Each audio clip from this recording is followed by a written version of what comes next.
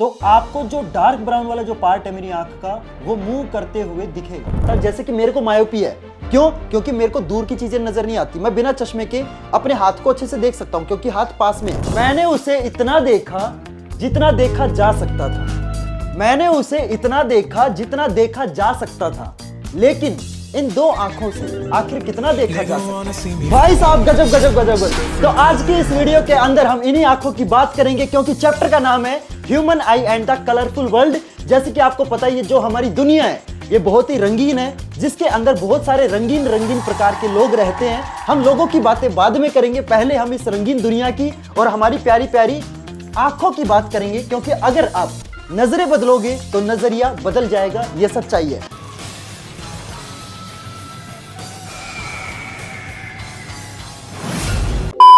तो चलो चैप्टर को शुरू करते हैं। तो आज हम बात करेंगे ह्यूमन आई की, क्योंकि आपको पता है जो आंखें होती है ना, वो जानवरों की अलग होती है, पक्षियों की आंखें अलग होती है। मेरे को पता है तुम्हारी वाली की भी आंखें अलग है और तुम्हारा उसके अंदर डूबने का मन करता है, लेकिन आज हम ह्यूमन आई की बात करेंगे, यानी कि इंसानों की जो आंखें होती है ये कैसी दिखती है, इसके क्या क्या पार्ट होते हैं, कौन से पार्ट का क्या फंक्शन है, सारी चीजें डिस्कस करेंगे।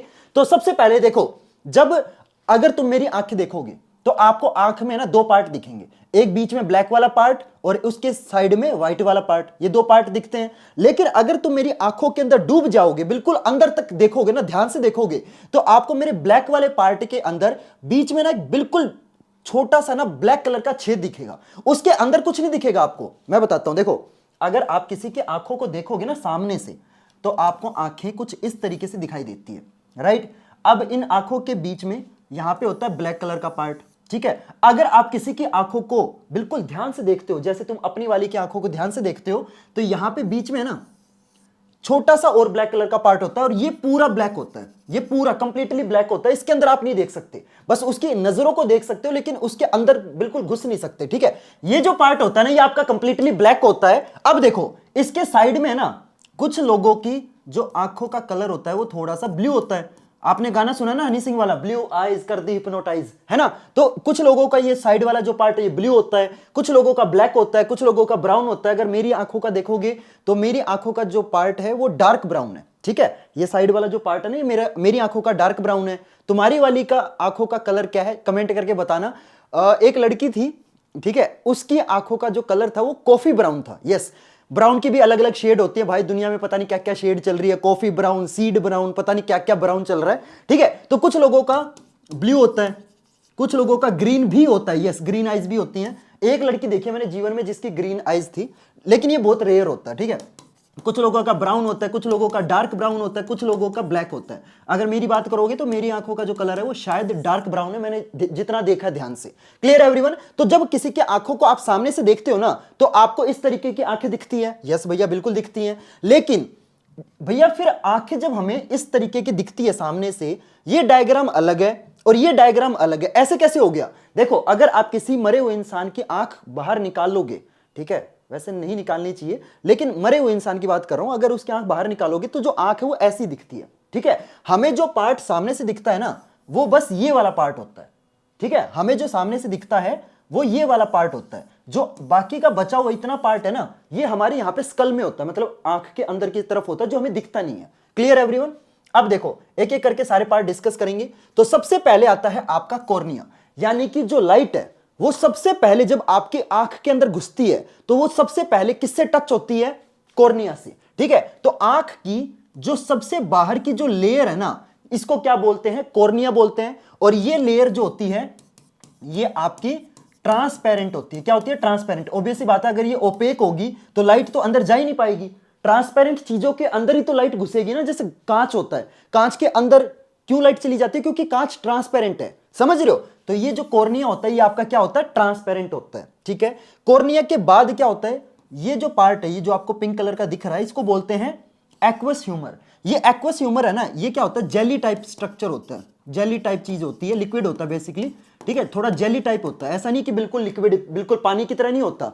जैसे जेली नहीं होती, थोड़ी सी मतलब क्या बोलते हैं, हल्की सी टाइट होती है, ठीक है। हल्की सी टाइट चीजों को क्या बोलते हैं? जेली बोलते हैं। ऐसा भी नहीं कि पूरा सॉलिड है, बिल्कुल हार्ड भी नहीं होती और बिल्कुल लिक्विड भी नहीं होती, बीच का होता है, ठीक है। और इसका काम क्या होता है भैया? ये कुछ नहीं करता, ये आंखों को क्या प्रोवाइड करता है?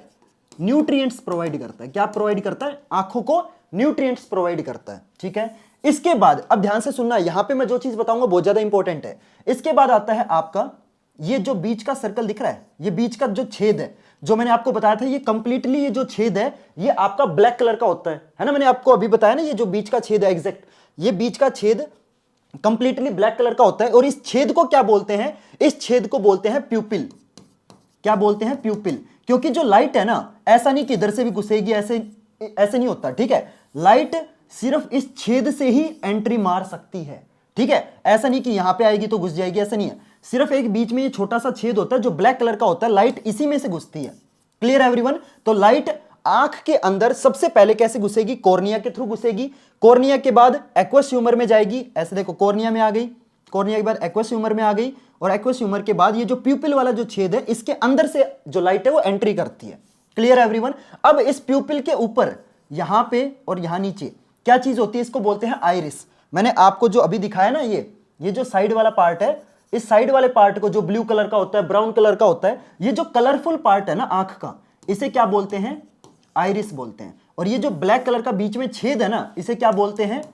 प्यूपिल बोलते हैं। ठीक है, और ये जो व्हाइट कलर का पार्ट होता है, ये जो व्हाइट कलर का पार्ट होता है, इसे क्या बोलते हैं? स्कैलरा बोलते हैं। क्या बोलते हैं? स्कैलरा। Clear everyone? जो बीच में बिल्कुल ब्लैक कलर का छेद होता है, ये किसी की भी आंखें हो, चाहे किसी की ब्लू आंखें हो, ग्रीन आंखें हो, कैसी भी कलर की आंखें हो, ये जो बीच का जो छेद है ना, ये हर आंख का ब्लैक कलर का होता है। Clear everyone? लेकिन ये जो साइड वाला जो आइरिस वाला पार्ट है, ये कलरफुल होता है, और जो व्हाइट वाला पार्ट है, इसको क्या बोलते हैं? स्कैलरा बोलते हैं। Clear everyone? इतना समझ में आया? तो इस डायग्राम में ये जो बीच में ये जो छेद है ना, ये जो बीच में छेद है, ये प्यूपिल है, और इस प्यूपिल के साइड में यहां पे और यहां पे, इसे क्या बोलते हैं? आइरिस बोलते हैं। तो ये देखो, ये जो डायग्राम है ना, ये सामने का डायग्राम है, लेकिन अगर तुम मेरी आंख को साइड में से देखोगे ना, तो आपको जो डायग्राम है वो कुछ इस तरीके का दिखेगा। Clear everyone? तो जो कलरफुल पार्ट होता है, इसे क्या बोलते हैं? आइरिस बोलते हैं। यहां पे प्यूपिल है, और प्यूपिल के साइड में क्या होता है? कलरफुल पार्ट होता है। ठीक है भैया? अब देखो, आइरिस का काम क्या होता है? आइरिस बहुत इंपॉर्टेंट चीज है। अगर मैं क्या करूं, मैं एक सेकंड में दिखाता हूं, अगर तुम्हें दिखा तो मैं ट्राई करूंगा बर। ठीक है, ट्राई करता हूं।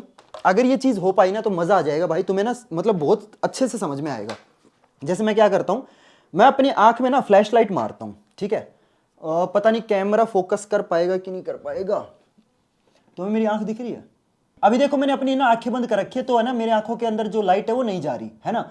अब मैं जैसे ही आंखें खोलूंगा, तो आप एक चीज नोटिस करना, जो कलरफुल पार्ट है, मेरी आंखों का जो कलर है वो डार्क ब्राउन है, मैंने आपको बताया। तो एक चीज नोटिस करना कि वो जो डार्क ब्राउन वाला जो पार्ट है, जिसको मैंने क्या बताया? आइरिस है। ठीक है, वो लाइट के हिसाब से मूव करेगा। अभी जैसे मैं अपनी आंख खोलूंगा तो थोड़ा ना आपको समझ में आएगा, क्योंकि देखो अभी ना मैंने अपनी आंख जानबूझ के बंद कर रखी है, ताकि मेरी आंखों पे सिर्फ अंधेरा रहे। ठीक है, और जैसे देखो अब मैं आंख खोलूंगा, देखो तुम्हें कुछ दिखा? अब देखना, मैं क्या करूंगा ना, अपनी आंख में ना फ्लैश लाइट मारूंगा। ठीक है, तो आपको जो डार्क ब्राउन वाला जो पार्ट है मेरी आंख का, वो मूव करते हुए दिखेगा। ठीक है, अब देखना,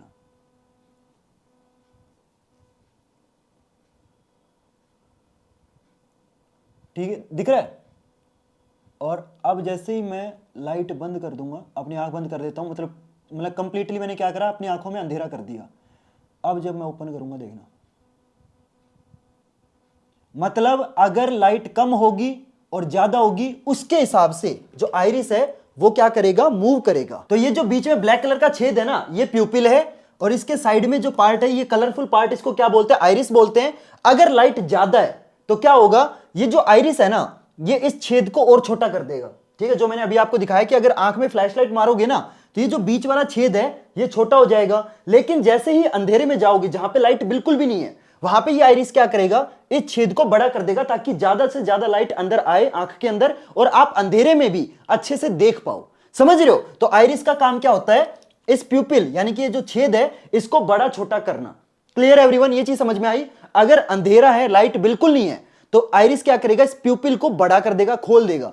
लेकिन अगर लाइट बहुत ज्यादा, अगर आप एकदम से सूरज के आगे जाओगे ना, तो आपने नोटिस भी करा होगा कि जैसे हम रोशनी में जाएंगे ना, तो 1-2 सेकंड के लिए ना हमें कुछ नहीं दिखता। ये तुमने नोटिस करा होगा। तो ऐसा क्यों होता है कि मतलब 1-2 सेकंड के लिए हमारी जो आंखें, वो बिल्कुल ऐसे बोलते नहीं हिंदी में कि चुंधिया गई हमारी आंखें, है ना। वो क्यों होता है? क्योंकि 1-2 सेकंड लगते हैं आइरिस को उस छेद को छोटा करने के लिए, क्योंकि रोशनी में जब धूप में जाओगे ना तो एकदम से बहुत ज्यादा जो रोशनी है वो आंखों के अंदर आ जाती है और वो अपनी आंखों को जला भी सकती है।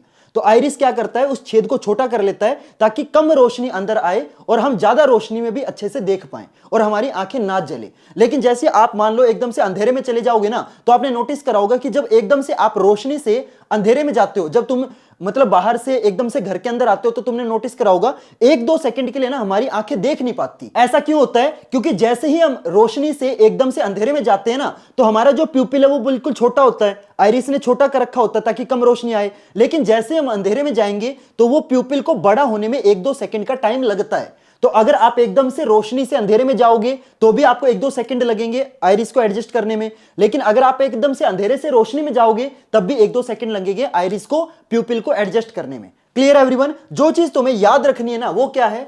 जो चीज तुम्हें याद रखनी है वो बस ये याद रखना, अंधेरे में, ठीक है, अंधेरे में क्या होगा, जो प्यूपिल होगा ना वो आपका बड़ा होगा, ठीक है, जो छेद है वो बड़ा होगा। लेकिन रोशनी में, रोशनी जब बहुत ज्यादा लाइट होगी तब जो प्यूपिल है वो आपका छोटा होगा, ठीक है, जो छेद है वो छोटा होगा। Clear everyone? ये चीज याद रखना, ठीक है। चलो अब कॉर्निया समझ आ गया, एक्वस ह्यूमर समझ में आ गया, आइरिस और प्यूपिल समझ में आ गया। इसके बाद आता है आपका लेंस, जो कि बहुत इंपॉर्टेंट चीज है। हमारी आंख के अंदर लेंस होता है और ये जो लेंस है किस टाइप का होता है? ये होता है आपका कन्वेक्स लेंस। क्यों? क्योंकि बीच में से मोटा है ना, देखो साइड में से पतला है, ठीक है, और बीच में से मोटा है, तो ये क्या है? ये आपका कन्वेक्स लेंस है। क्लियर है एवरीवन? अब ये जो लेंस है, देखो लाइट आई पहले कॉर्निया के थ्रू एक्वस ह्यूमर में गई, फिर प्यूपिल के थ्रू अंदर गई, फिर लाइट जो है ये आपकी लेंस में जाएगी। अब ये जो कन्वेक्स लेंस होता है ये आपका कन्वर्जिंग लेंस होता है, तो ये क्या करेगा? ये लाइट को कन्वर्ज कर देगा, ठीक है। और जो लाइट है ये आपके इस रेटिना पे बनती है। रेटिना क्या होता है भैया? रेटिना आपकी स्क्रीन होती है। स्क्रीन का मतलब जैसे देखो तुम मूवी देखने जाते हो तो जो आपकी मूवी चलती है थिएटर के अंदर, वो आपकी दीवार के ऊपर जो प्रोजेक्टर लगा होता है, जो पैनल लगा होता है उसके ऊपर चलती है। तो वो क्या है? वो स्क्रीन है, समझ रहे हो? तो हमारी आंखों के अंदर भी एक स्क्रीन होती है। स्क्रीन का मतलब होता है जहां पे इमेज, कोई किसी भी चीज की इमेज जहां पे बनेगी ना उस जगह को क्या बोलते हैं? स्क्रीन बोलते हैं। तो हमारी आंख के अंदर जो स्क्रीन है इसको क्या बोलते हैं? रेटिना बोलते हैं। Clear everyone? समझ में आया? तो आंख की जो स्क्रीन है वो रेटिना है, जहां पे लाइट जाके कन्वर्ज होती है और इस रेटिना के ऊपर क्या बनती है? इमेज बनती है। Clear everyone? ये चीज समझ में आई? अब ये जो बीच वाला पार्ट है इसे क्या बोलते हैं? इसे बोलते हैं विट्रियस ह्यूमर। क्या बोलते हैं? ये भी जेली टाइप का स्ट्रक्चर होता है। इसका भी काम क्या होता है? इसका भी काम सेम है, न्यूट्रिएंट्स प्रोवाइड करना, ठीक है। चाहे वो आपका एक्वस ह्यूमर हो चाहे आपका विट्रस ह्यूमर हो, दोनों का काम क्या होता है? आंख को न्यूट्रिशंस प्रोवाइड करना, ठीक है। अब जो बहुत ही इंपॉर्टेंट चीज है वो ध्यान से सुनना, जो कि बहुत सारे बच्चे इग्नोर कर देते हैं। लेंस के ऊपर दो क्या होती हैं? ऊपर और नीचे, एक ऊपर एक नीचे, क्या होती हैं? Ciliary muscles. क्या होती है? Ciliary muscles. अब इन सीलरी मसल का भी जो काम है ना वो आइरिस जैसा ही है। देखो आइरिस प्यूपिल को छोटा बड़ा करता है, सीलरी मसल्स आपके लेंस को छोटा बड़े करती है, मतलब साइज में छोटा बड़ा नहीं करती, बेसिकली क्या करती हैं? लेंस को मोटा पतला करती हैं। देखो क्या करेंगी? अगर आपको बहुत ज्यादा दूर तक का देखना है, ठीक है, ये क्या है? ये एक आपका कन्वेक्स लेंस है, तो इसकी कोई ना कोई फोकल लेंथ तो होगी, है ना। आपने लाइट वाले चैप्टर में मैंने ऑलरेडी आपको ये चीज बता रखी है कि लेंस की कोई ना कोई फोकल लेंथ होती है। अगर मेरे को बहुत ज्यादा दूर का देखना है तो मेरी आंख के लेंस की फोकल लेंथ क्या होनी चाहिए? बड़ी होनी चाहिए। तो अगर किसी की फोकल लेंथ बड़ी होगी तो वो लेंस क्या होगा? पतला होगा। तो ये जो सीलरी मसल है ये क्या करती है? इस लेंस को पकड़ के खींच लेती है। ये वाली मसल ऊपर खींचेगी, ये नीचे खींचेगी, तो जो लेंस है पहले इतना मोटा था अब ये पतला हो जाएगा। समझ रहे हो? अगर लेंस पतला होगा तो ऑब्वियस सी बात है आप दूर तक का देख पाओगे। लेकिन अगर मान लो मेरे को इस हाथ पे फोकस करना है, ठीक है, इस हाथ पे फोकस करना है, तो अब मैं पास की चीज देख रहा हूं, तो मेरे लेंस को क्या होना पड़ेगा? कन्वेक्स बनना पड़ेगा, क्योंकि जो कन्वेक्स लेंस है वही पास की चीजें देख पाएगा। तो मेरी जो सीलरी मसल है वो क्या करेंगी? सीलरी मसल ऊपर वाली नीचे की तरफ प्रेशर मारेगी, नीचे वाली ऊपर की तरफ प्रेशर मारेगी, और जो लेंस है वो बीच में से मोटा हो जाएगा ताकि आप पास की चीज को अच्छे से देख पाओ। Clear everyone? ये चीज समझ में आई? तो सीलरी मसल का काम क्या होता है? लेंस को मोटा पतला करना। मोटा पतला करने से क्या हो रही है? बेसिकली मोटा पतला करने से लेंस की फोकल लेंथ चेंज हो रही है। Clear everyone? सीलरी मसल का काम क्या होता है? लेंस की फोकल लेंथ को चेंज करना। इतना समझ में आया? ठीक है भैया, ये समझ में आ गया। बस आपको इतना समझना है। एक चीज और रह गई, देखो स्क्रीन के ऊपर यानी कि हमारी रेटिना के ऊपर जब इमेज बनती है, ठीक है, अब यहां पे इमेज बन गई। अब ये जो इमेज बनती है ना, ये आपकी उल्टी बनती है। मान लो यहां पे आपका एक इंसान खड़ा है, ठीक है, मान लो आपकी गर्लफ्रेंड खड़ी है, यहां पे मान लो आपकी गर्लफ्रेंड खड़ी है, ठीक है, सुंदर सी खड़ी है, ठीक है, ये आपकी गर्लफ्रेंड है। अब आप अपनी गर्लफ्रेंड को देख रहे हो, वो धीरे धीरे धीरे धीरे आपकी गर्लफ्रेंड आपके पास आ रही है, ठीक है। तो अब गर्लफ्रेंड आपके पास आई जाएगी, तो आपकी जो सीलरी मसल है क्या करेंगी, इसको क्या करना पड़ेगा, लेंस को मोटा करना पड़ेगा। तो ऊपर वाली नीचे प्रेशर मारेगी, नीचे वाली ऊपर प्रेशर मारेगी, तो लेंस आपका मोटा हो गया। मोटा क्यों करना होता है, ताकि जो इमेज है ना वो आपकी रेटिना पे बने। Clear everyone? तो मोटा हो गया, सिलरी मसल ने लेंस को क्या कर दिया, मोटा बना दिया। अब जो इमेज है वो आपके रेटिना पे बन गई। अब दिक्कत पता क्या होगी, जो आपकी इमेज बनेगी ना लड़की की, आपकी गर्लफ्रेंड की जो इमेज बनेगी, ये आपकी उल्टी बनेगी। क्यों? क्योंकि जो लेंस है वो कन्वेक्स है, तो कन्वेक्स हमेशा क्या बनाता है, उल्टी इमेज बनाता है। तो ऑब्वियस सी बात है, ये जो आपकी गर्लफ्रेंड की जो इमेज बनेगी रेटिना के ऊपर, उल्टी बनेगी। अब तो क्या भैया हम पूरी दुनिया को उल्टा देखते हैं? यस, हम पूरी दुनिया को उल्टा ही देखते हैं। हमारी आंखों के अंदर जो इमेज बनती है ना वो हमेशा उल्टी ही बनती है। लेकिन ये जो ऑप्टिक नर्व है ये क्या करेंगी, ये हमारे ब्रेन तक, यहां पे ब्रेन होगा, है ना, ब्रेन पास में ही तो होता है, आंख के जस्ट ऊपर होता है। तो ऑप्टिक नर्व क्या करेगी, ब्रेन तक है ना इस इमेज को पहुंचाएगी, ठीक है। अब ब्रेन क्या करेगा, इस उल्टी इमेज को फिर से उल्टा कर देगा। तो ये हाथ सीधा है, इसको उल्टा करो, फिर से उल्टा कर दो। तो अगर आप किसी चीज को यहां से यहां पे उल्टा हुआ, ब्रेन इस इमेज को फिर से उल्टा करके वापस सीधा बना देता है। Clear everyone? तो हमारी आंखों के अंदर जो इमेज बनती है वो हमेशा उल्टी बनती है, और उस उल्टी इमेज को ब्रेन क्या करता है, फिर से उल्टा करके वापस सीधा कर देता है। ये चीज समझ में आई? किसी बच्चे को इसमें कोई डाउट हो तो बताओ। समझ में आया? ठीक है भैया, ये चीज समझ में आ गई। अब एक चीज और मैं बता देता हूं, देखो हमारे रेटिना के अंदर है ना दो टाइप की मसल होती है, एक होती है रोड्स, एक होती है कोन्स। अब ये जो रोड मसल होती है ना, इसका काम क्या होता है, ये लाइट की इंटेंसिटी को क्या करती है, डिटेक्ट करती है। मतलब इसका बस ये काम होता है, ये चेक करना कि लाइट कितनी ज्यादा है या कितना कम है, मतलब अंधेरा है, रोशनी है या फिर नॉर्मल है। समझ रहे हो? ये लाइट की इंटेंसिटी को क्या करती है, डिटेक्ट करती है कि भाई कितना अंधेरा है, अगर अंधेरा है तो कितना है, लाइट है तो कितनी ज्यादा है। एंड वहीं पे जो कोन्स मसल है ना, ये क्या करती है, ये कलर को डिटेक्ट करती है कि जो कलर है वो ब्लैक है, व्हाइट है, ब्लू है, पर्पल है। समझ रहे हो? ये कोन्स का काम होता है कलर को डिटेक्ट करना, रोड्स का काम होता है लाइट की इंटेंसिटी को डिटेक्ट करना कि भाई अंधेरा है या फिर रोशनी है। Clear everyone? ये चीज समझ में आई? ठीक है। और हम आपको एक और चीज बता दूं, कई बार है ना पेपर में ये क्वेश्चन आ जाता है कि हमारी आंख के अंदर जो इमेज बनती है ना वो कैसी बनती है, वो वर्चुअल बनती है या फिर रियल बनती है। तो मैं आपको बता दूं, हमारी आंख के अंदर जो इमेज बनती है ना वो हमेशा रियल इमेज बनती है।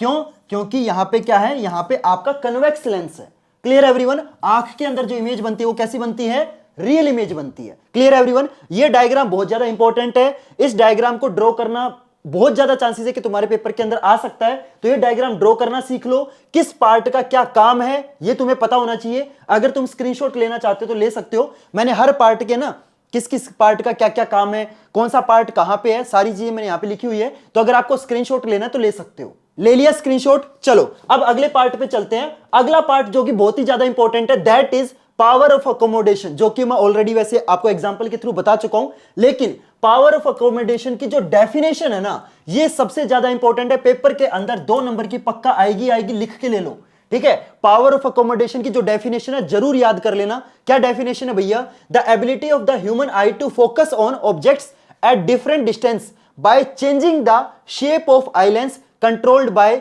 सीलरी मसल्स, जो कि मैं ऑलरेडी आपको बता चुका हूं। अगर मेरे को कोई दूर की चीज देखनी है, हम कितना दूर तक का देख सकते हैं भैया? बहुत दूर तक का देख सकते हैं हम तो, चांद सितारे देख सकते हैं, है ना, रात में तारे तक दिखते हैं, और तारे बहुत दूर है, कई अरबों खरबों किलोमीटर दूर है, यानी कि हम इनफाइनाइट तक देख सकते हैं। और हम कितना पास तक का देख सकते हैं? देखो वैसे तो मैं इस हाथ पे अगर इतना पास में ले आऊंगा ना अपनी आंख के, तो भी मैं इसको देख लूंगा। लेकिन तुम नोटिस करना, तुम खुद करना ये ट्राई कि अपने हाथ को ना बिल्कुल आंख के पास लेके आओ और इस पे ना फोकस करने की ट्राई करो। तुम्हारी आंख में ना दर्द होने लग जाएगा। क्यों? क्योंकि जब कोई भी चीज पास में आती है ना, तो हमारी सिलरी मसल क्या करती है, लेंस को मोटा करती है और वो प्रेशर डालती है। तो वो जो आपको आंखों में दर्द फील हो रहा है ना, वो सीलरी मसल्स का दर्द है। वो सीलरी मसल क्या कर रही है, कन्वेक्स लेंस को और मोटा कर रही है। तो जब आप कोई चीज को पास में लेके आओगे ना, तो आपकी जो सीलरी मसल है वो क्या करती है, कन्वेक्स लेंस को मोटा करती है, ताकि आप अपने पास वाली चीज पे फोकस कर सको। Clear everyone? ये चीज समझ में आई? अगर आपको कोई दूर की चीज देखनी है तो आपकी सीलरी मसल्स रिलैक्स करती है। कि भाई ठीक है, आराम से जो लेंस है उसको पतला होने देती है। लेकिन जब कोई पास की चीज देखते हो तो सिलियरी मसल क्या करती है, प्रेशर डालती है, लेंस को मोटा करती है। तो इसी चीज को क्या बोलते हैं, पावर ऑफ अकोमोडेशन। यानी कि ये हमारी आंख की एक ऐसी पावर है जिससे हमारी आंख अपने लेंस को मोटा पतला कर सकती है using ciliary muscles. Clear everyone, ये चीज समझ में आई। फिर आता है आपका नियर पॉइंट और आता है आपका फार पॉइंट। यानी कि हमारी जो आंखें हैं ये कितनी दूर तक का देख सकती है और कितने पास तक का देख सकती है। तो हमारी जो आंखें हैं ना, चांद सितारों तक देख सकती है। तभी तो तुम अपनी गर्लफ्रेंड को शायरियां सुनाते हो ना, तो तेरे लिए चांद तारे तोड़ लाऊंगा, समझ रहे हो। तो हमारी आंख का जो फार पॉइंट है वो कितना है, इन्फिनिटी, कि हम इन्फिनिटी तक देख सकते हैं। लेकिन जो नियर पॉइंट है वो कितना है, नियर पॉइंट है आपका 25 सेंटीमीटर। कितना है, 25 सेंटीमीटर। क्या भैया हम 25 सेंटीमीटर से ज्यादा पास का नहीं देख सकते? देख सकते हो, लेकिन अगर आप 25 सेंटीमीटर से ज्यादा पास का देखने की कोशिश करोगे, आपकी आंखों पे स्ट्रेन आएगा, दर्द महसूस होगा, आपकी आंखें दर्द करने लग जाएंगी। और अगर आप रेगुलरली करोगे ना तो आपको चश्मा लग जाएगा, क्योंकि मेरा जो चश्मा लगा है वो इसीलिए लगा है। मैं खुद ये चीजें कर चुका हूं, इसलिए मैं बोल रहा हूं मत करना, ठीक है। Clear everyone. तो हमारी आंख का फार पॉइंट कितना है, इन्फिनिटी है। नियर पॉइंट कितना है, 25 सेंटीमीटर है। 25 सेंटीमीटर तक आप अपनी आंखों में बिना दर्द करे आराम से क्लियरली देख सकते हो, ठीक है। उससे ज्यादा क्लोज लेके आओगे आंखों पे स्ट्रेन आएगा, ठीक है। अब देखो डायग्राम के थ्रू समझते हैं कि मान लो आपका जो फार पॉइंट है, कोई भी ऑब्जेक्ट है वो आपका बहुत ज्यादा दूर है, ठीक है। मान लो 1 किलोमीटर दूर है, क्लियर। अब 1 किलोमीटर दूर की चीज आप देख रहे हो, मान लो फॉर एग्जाम्पल आप बुर्ज खलीफा को देख रहे हो बहुत दूर से, ठीक है। अब ये फार पॉइंट 1 किलोमीटर दूर है, तो ऑब्वियस सी बात है अगर कोई दूर की चीज देखनी है तो जो लेंस है ये आपका पतला होना चाहिए, बीच में से मोटा नहीं होना चाहिए, पतला होना चाहिए। तो जो सिलियरी मसल्स है ये क्या करेंगी, रिलैक्स करेंगी, है ना, क्योंकि लेंस को पतला करना है। लेकिन अगर आप मान लो फॉर एग्जांपल 30 सेंटीमीटर के पास की कोई चीज देखते हो तो आपके लेंस को मोटा होना पड़ेगा। तो अगर मोटा करना है तो जो सिलियरी मसल से ये क्या करेंगी, कॉन्ट्रैक्ट करेगी। कॉन्ट्रैक्ट का मतलब कि प्रेशर लगा के लेंस को मोटा करेगी, ठीक है। बस आप ये चीज याद रखना, अगर आपको दूर का देखना है तो लेंस हमेशा पतला होगा, अगर आपको पास का देखना है तो लेंस हमेशा मोटा होगा। Clear everyone. यहां पे मैंने लिखा भी है कि अगर आपकी सिलियरी मसल्स कॉन्ट्रैक्ट करती है यानी कि लेंस को मोटा करती है तो जो लेंस है वो मोटा हो जाएगा और आपकी फोकल लेंथ कम हो जाएगी। इसका मतलब जो लेंस है ये आपका कन्वेक्स हो जाएगा, मतलब बहुत ज्यादा कन्वर्जिंग हो जाएगा, बहुत ज्यादा मोटा हो जाएगा ना। अगर कोई लेंस ऐसे है, मतलब बिल्कुल बहुत ही ज्यादा मोटा है, बीच में से ऐसे बिल्कुल ऐसे है, तो इसका मतलब आप पास की चीज देख रहे हो। लेकिन अगर आपकी सिलियरी मसल्स रिलैक्स करेंगी तो लेंस पतला हो जाएगा और आपकी जो फोकल लेंथ है वो आपकी बढ़ जाएगी, है ना। लेंस एक तरीके से आपका कनकेव हो जाएगा, वैसे कंप्लीटली कनकेव कभी नहीं होगा, लेकिन फिर भी मान के चलना कि थोड़ा सा ना क्या हो जाएगा, कन्वर्जिंग नहीं होगा। कन्वर्जिंग का उल्टा क्या होता है, डाइवर्जिंग। यहां पे आपका जो लेंस है ये आपका डाइवर्जिंग होगा। क्लियर है एवरीवन, समझ में आया। अगर सिलियरी मसल्स रिलैक्स करेंगी तो लेंस आपका डाइवर्जिंग हो जाएगा, अगर आपकी सिलियरी मसल्स कॉन्ट्रैक्ट करेंगी तो आपका जो लेंस है ये क्या हो जाएगा, कन्वर्जिंग हो जाएगा। क्लियर है एवरीवन, इतना समझ में आया, ठीक है भैया।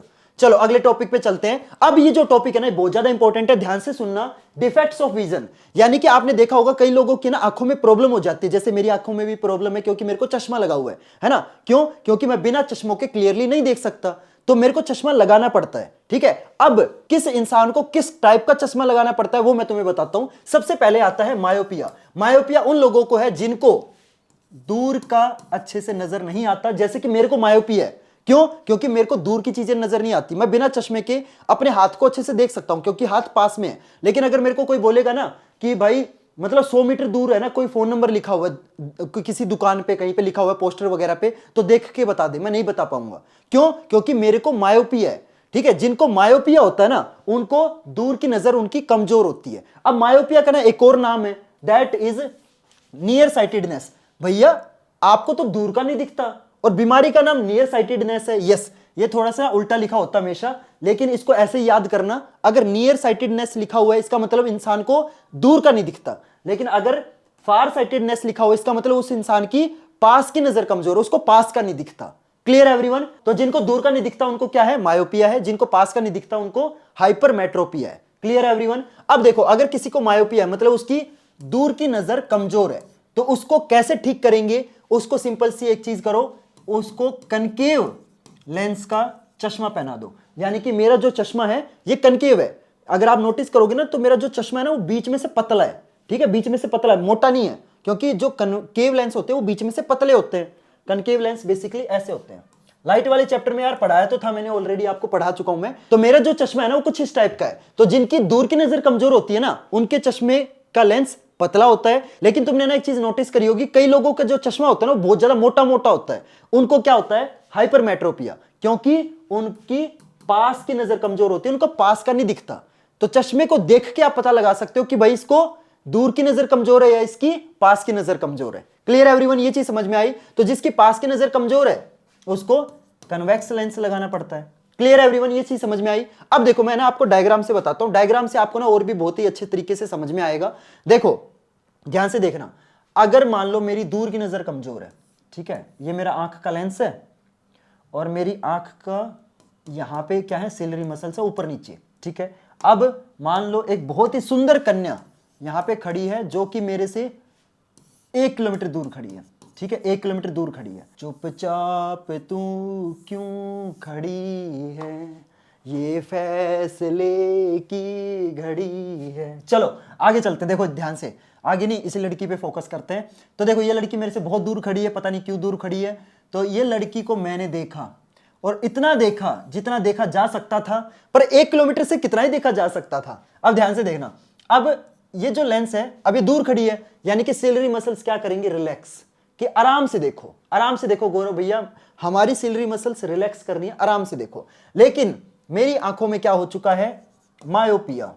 मायोपिया का मतलब कि मेरे को अब दूर की चीजें बिना चश्मे के नहीं दिखती। तो इसका मतलब क्या होगा? अगर मान लो ये जैसे मेरा रेटिना है, ठीक है, तो इसका मतलब मेरा जो लेंस है ना वो रिलैक्स ही नहीं कर पा रहा है यार, सिलरी मसल्स रिलैक्स ही नहीं कर पा रही, वो लेंस को पतला कर ही नहीं पा रही। क्योंकि अगर मेरे को कोई दूर की चीज देखनी है, इसका मतलब मेरे लेंस को पतला होना पड़ेगा, लेकिन सिलरी मसल्स रिलैक्स ही नहीं कर रही हैं।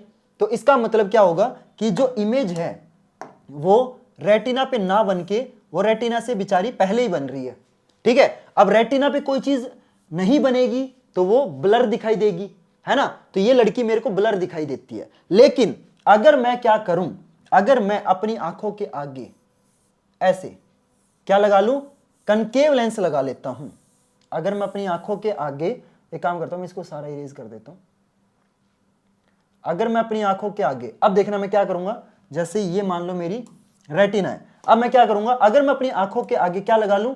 अगर मैं लगा लेता हूं यहां पे कनकेव लेंस, ठीक है। दिक्कत क्या होती है? दिक्कत ये होती है कि जो इमेज है वो मेरी रेटिना पे नहीं बन रही, रेटिना से पहले बन रही है ना। और मैं चाहता हूं कि इस लड़की की इमेज मेरी रेटिना पे बिल्कुल क्रिस्टल क्लियर बने, है ना।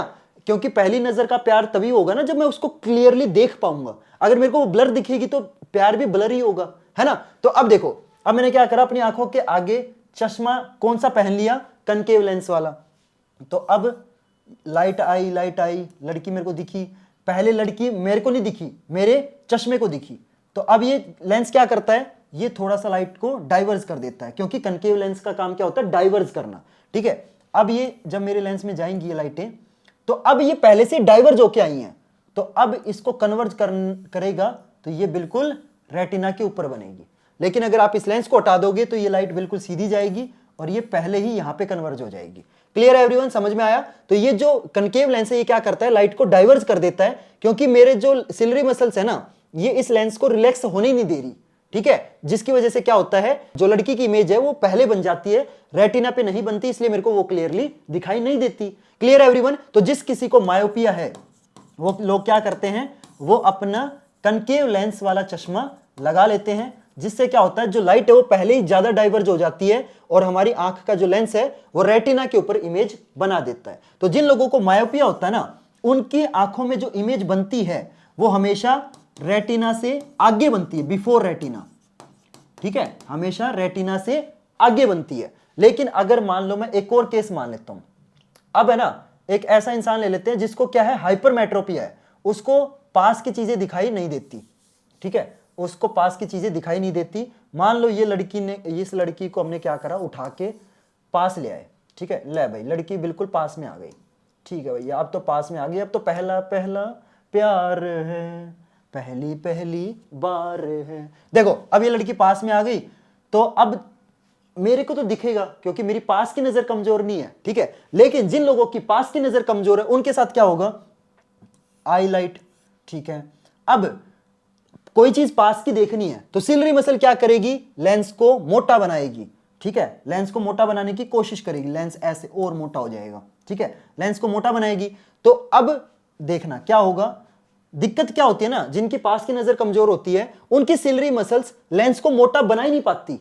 तो अगर मोटा नहीं बनाओगे तो ऑब्वियस सी बात है जो लाइट है ये रेटिना से पीछे जाके कन्वर्ज होगी, तो इमेज यहां बनेगी। तो अब अगर रेटिना से पहले इमेज बने या उसके बाद बने, ब्लर तो दिखेगा, समझ रहे हो। तो अब यहां पे क्या करते हैं, हम क्या करेंगे, हम यहां पे बीच में यूज करेंगे कौन से टाइप का लेंस, कन्वेक्स लेंस का चश्मा लगा देंगे, ठीक है, कन्वेक्स लेंस का चश्मा लगा देंगे।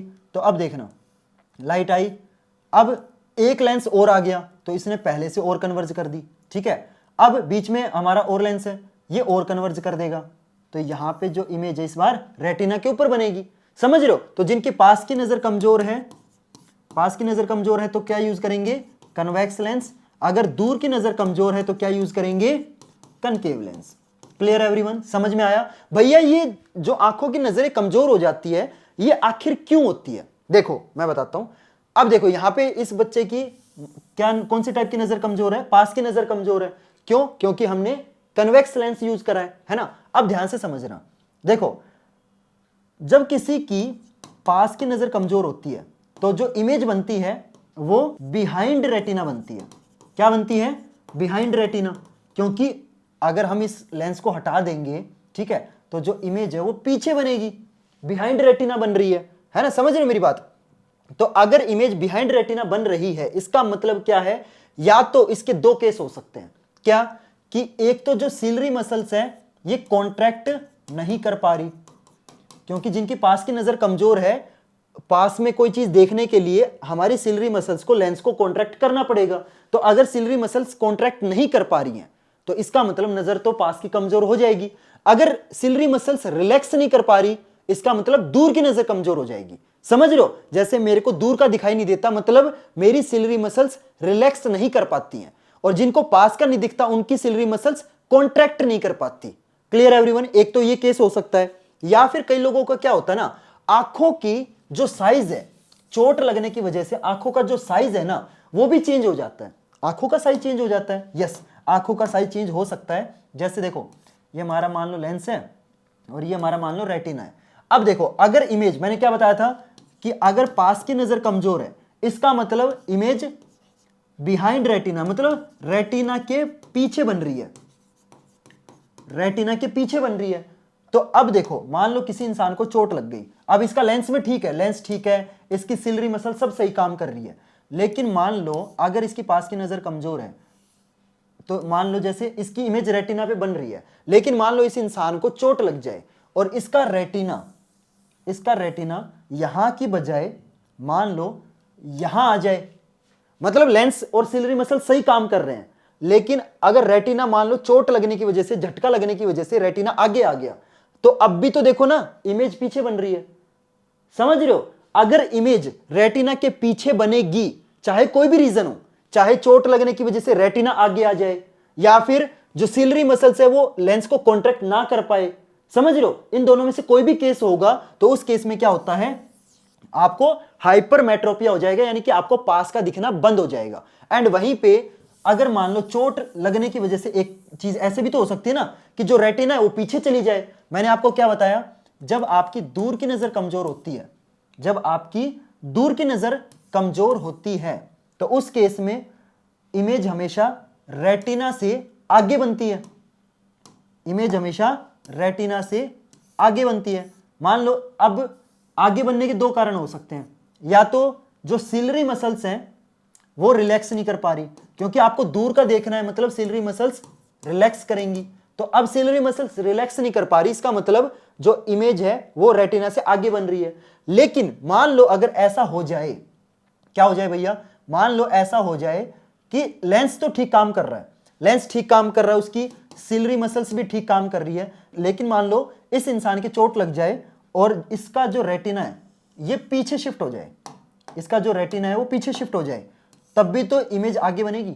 तो अगर इमेज आगे बनेगी इसका मतलब दूर की नजर कमजोर है, मायोपिया हो गया, समझ रहे हो। या तो सिलरी मसल्स की वजह से हाइपरमेट्रोपिया या मायोपिया होगा, या फिर रेटिना आगे पीछे शिफ्ट होने की वजह से भी आपकी जो नजर है वो कमजोर हो सकती है। वो डिपेंड करता है, अगर आगे शिफ्ट हो रहा है रेटिना तो आपको हाइपरमेट्रोपिया होगा, लेकिन अगर आपका रेटिना पीछे शिफ्ट हो रहा है तो आपको मायोपिया होगा।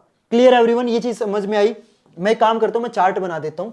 तो यहां पे मैं लिख देता हूं सिलरी मसल्स, ठीक है, सिलरी मसल्स, ठीक है।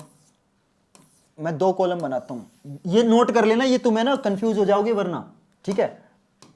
यहां पे है दूर की नजर कमजोर होना, दूर की नजर कमजोर है, ठीक है, दूर की नजर कमजोर है, ठीक है।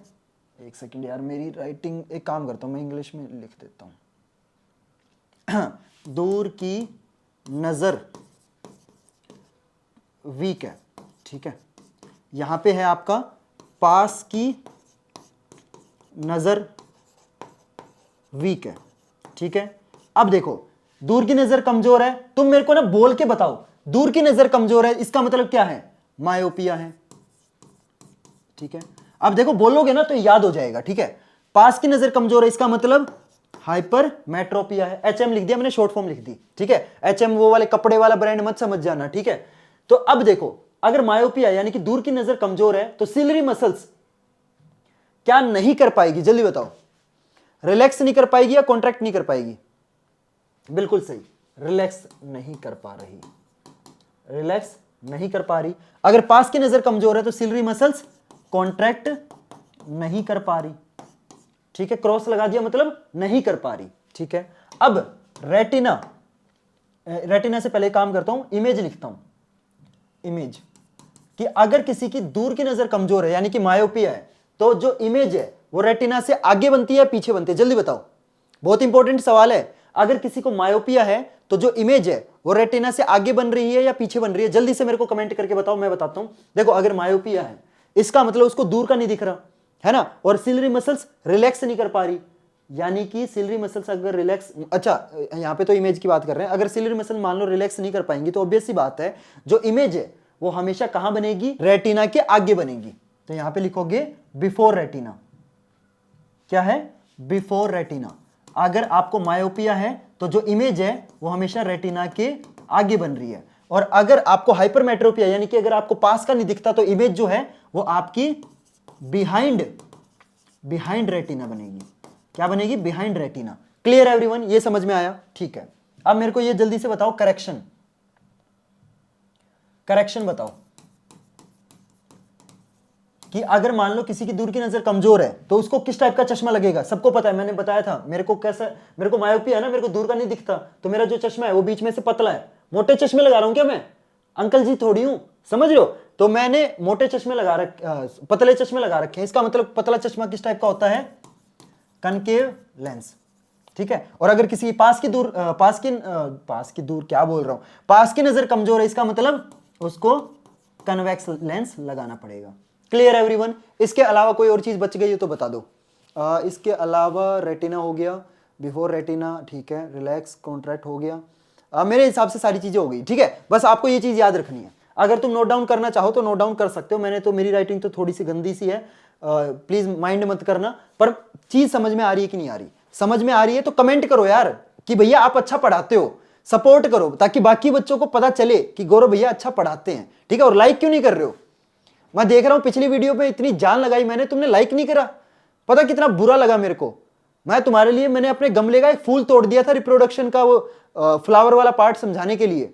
आज मैंने अपनी आंखों में फ्लैश लाइट मारी है तुम्हारे लिए। अगर तुमने लाइक नहीं करा, बता रहा हूं तुम्हारी आंखें निकाल के यहां पे प्रैक्टिकल दिखाऊंगा फिर मैं। लाइक करो जल्दी से, ठीक है।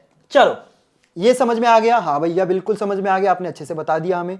चलो अगली चीज आती है हमारी, देखो ये वैसे चार्ट, हाँ एक काम करो, तुम मेरी गंदी राइटिंग वाला का स्क्रीनशॉट मत लेना, ये स्क्रीनशॉट ले लो, इस पे सारी चीजें बता रखी है कि क्यों होता है, करेक्शन में क्या यूज करना चाहिए, इमेज कहां कहां बनती है, तो इसका स्क्रीनशॉट ले लो, ये थोड़ा सा प्यारा लग रहा है, ठीक है। चलो अगला आता है आपका प्रेस बायोपिया, यानी कि किसी इंसान को मान लो मायोपिया और हाइपरमेट्रोपिया दोनों हो जाए, भाई उसके ऊपर तो बिजली गिर गई भाई साहब, ना पास का दिख रहा ना दूर का दिख रहा। इमरजेंसी में क्या करेगा? मान लो उसका चश्मा उसके पास नहीं है, उस इंसान के तो लग गए भाई, एल लग गए, तेरे तो एल लग गए, ठीक है।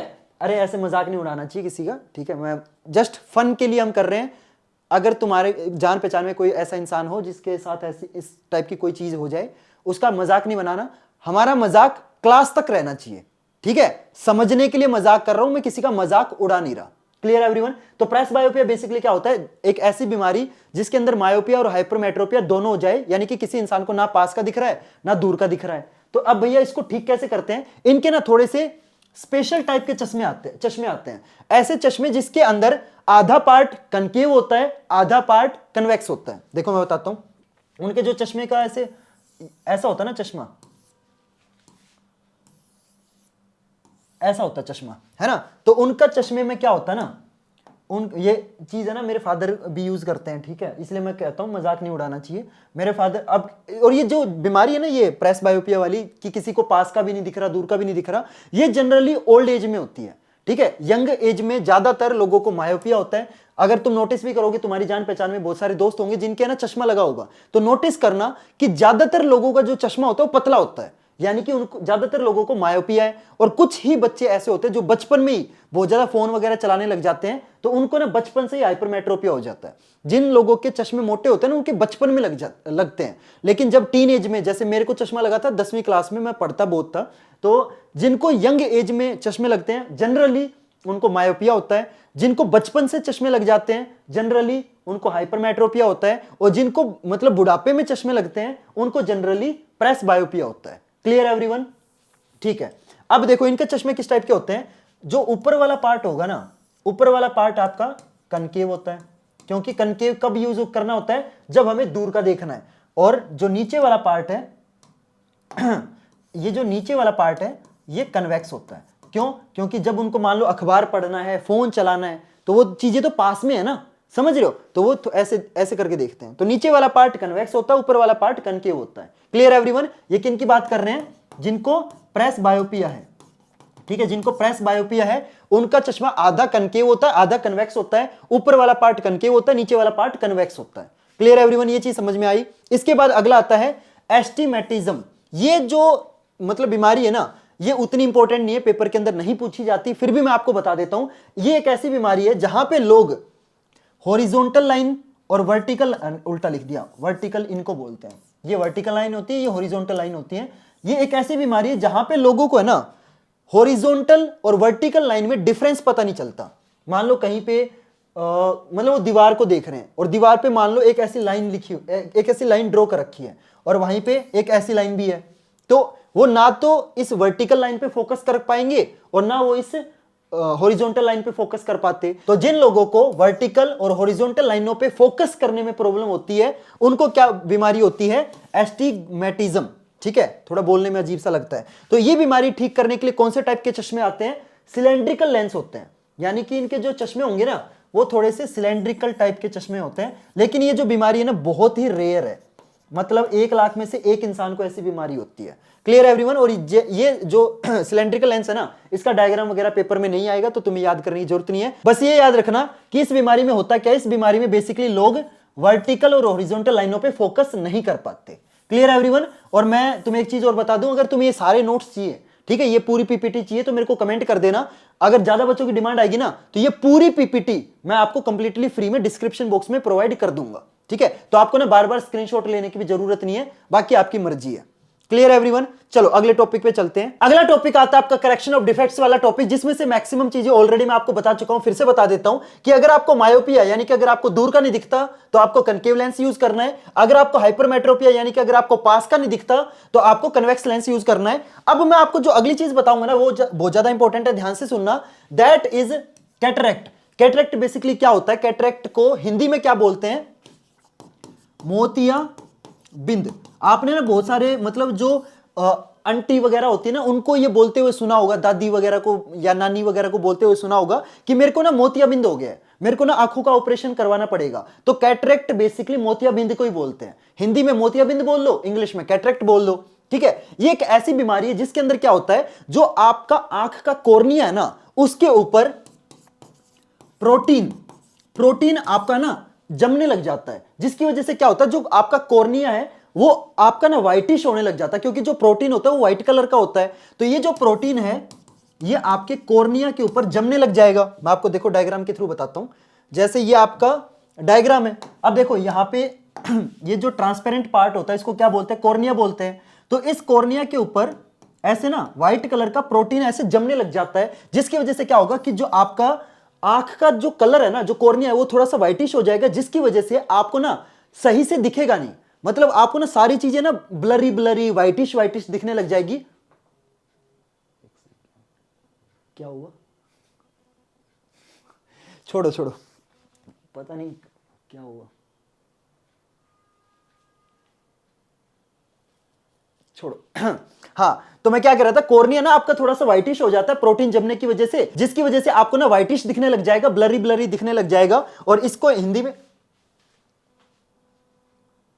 डरा रहा है यार, ये एसी तो डरा रहा है भाई, पता नहीं मतलब अजीब अजीब आवाजें निकाल रहा है, क्या कर रही है, छोड़ो। हाँ, तो जिसकी वजह से क्या हो जाता है, आपका जो कॉर्निया ना क्लाउडी होने लग जाता है, जिसकी वजह से आपका जो विजन है वो ब्लरी हो जाता है। Clear everyone. और ये ज्यादातर है ना जिनकी एज बढ़ती है ना, ज्यादा एज हो जाती है, 45 प्लस एज जिनकी हो जाती है, उनके अंदर ये जो बीमारी है ज्यादातर देखने को मिलती है। तो आपने अपने दादा दादी नाना नानी से सुना भी होगा कि मोतियाबिंद हो गया है तो क्या करवाना पड़ेगा, ऑपरेशन या सर्जरी बोलो ऑपरेशन बोलो एक ही बात है। तो ये जो चीज है ना, ये सिर्फ लेंस लगाने से या चश्मा पहन लेने से ठीक नहीं होगी, क्योंकि ऑब्वियस सी बात है ये आंख के अंदर प्रॉब्लम है। अगर आंख के अंदर प्रॉब्लम है तो बाहर से ठीक करने से ठीक नहीं होगा, समझ रहे हो। तो कॉर्निया को साफ कराने के लिए क्या करना पड़ता है, ऑपरेशन या फिर जो सर्जरी वाला जो तरीका है वही एकमात्र तरीका है जिससे आप इस चीज को ठीक कर सकते हो। Clear everyone. चलो अगले टॉपिक पे चलते हैं जो कि बहुत ज्यादा इंपॉर्टेंट है, that is refraction through glass prism. Glass prism क्या होता है, ये एक ऐसा कांच का टुकड़ा होता है जो कि ट्रायंगुलर फॉर्म में होगा, ठीक है। वैसे तो 3D शेप है तो ऑब्वियस सी बात है, 3D शेप का मतलब क्या होता है, एक ऐसा प्रिज्म जो हर तरफ से देखोगे ना तो आपको ट्रायंगल ही नजर आएगा, ठीक है। तो ये कांच का ऐसा प्रिज्म होता है जो कि ट्रायंगल शेप का होता है और हर तरफ से देखोगे तो ये ट्रायंगल ही दिखेगा आपको। तो आप देख सकते हो ये डायग्राम है, जब आप इस प्रिज्म के ऊपर कोई भी लाइट रे आएगी तो ऑब्वियस सी बात है ये प्रिज्म क्या है, डेंसर मीडियम है ना, और बाहर क्या है, रेयर मीडियम है, जो कि ऑलरेडी मैं आपको लाइट वाले चैप्टर में बता चुका हूं कि अगर लाइट आपकी रेयर से डेंसर मीडियम में जाएगी तो जो लाइट है ये आपकी हमेशा नॉर्मल की तरफ मुड़ेगी, ठीक है, टुवर्ड्स नॉर्मल। तो देखो ये नॉर्मल है, लाइट आई, ये सीधा जाने की बजाय इसने क्या करा, ये लाइट नॉर्मल की तरफ मुड़ गई। Clear everyone. तो अब देखो ये नॉर्मल है, ये हमारा प्रिज्म हो गया, लाइट आई, ये नॉर्मल की तरफ मुड़ गई क्योंकि डेंसर मीडियम है, ऑब्वियस सी बात है। अब देखो ये डेंसर है, बाहर क्या है, रेयर है। तो अब मेरे को ये चीज बताओ, जब लाइट डेंसर से रेयर में जाएगी तब क्या होगा, तब लाइट जो है ये अवे फ्रॉम नॉर्मल यानी कि नॉर्मल से दूर भागेगी। तो यहां पे डायग्राम किस तरीके से बनेगा, ध्यान से देखना। लाइट आई, ये आपकी नॉर्मल हो गई।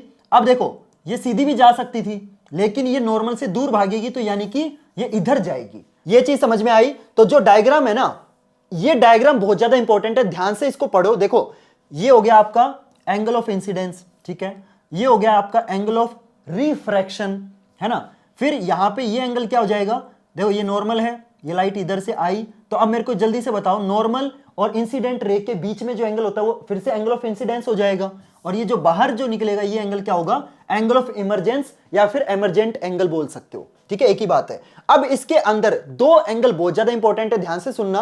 पहला है angle of prism. Angle of prism कितना होता है, ये होता है आपका 60 डिग्री, क्योंकि ये जो ट्रायंगल है ना ये आपका इक्विलेटरल ट्रायंगल है और इक्विलेटरल के तीनों एंगल हमेशा क्या होते हैं, 60 डिग्री होते हैं। तो ये जो एंगल ऑफ प्रिज्म होता है ये कितना होता है, ये होता है आपका 60 डिग्री।